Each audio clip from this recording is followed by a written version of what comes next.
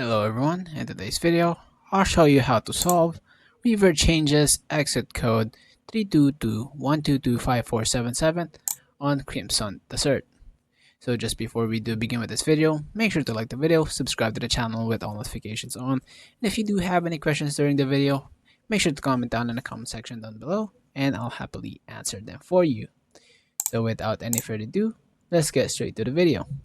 So first things first, basically open up your Steam right over here, click library, right click on your game, go to properties, on the left panel on the new window, click on store files, and verify integrity of game files. What it's going to do, it's basically going to fix any corrupted files or missing files that might have this issue keep popping up. So go ahead and wait for the integrity of game files to finish.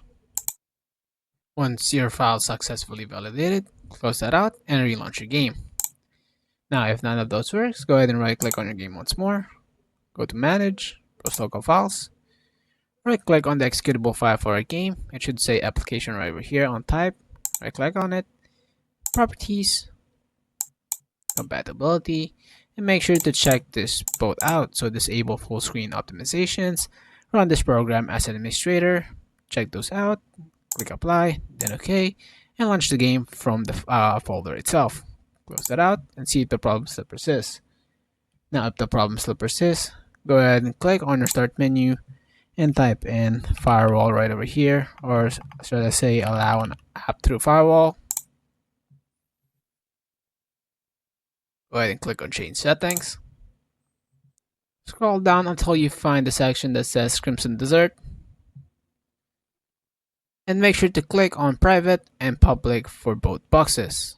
Once you do that, go ahead and click OK. If you can't find it, go ahead and click on allow another app, click browse, and find the folder for your game. Click on it, click open, it should pop up right over here. Then click add.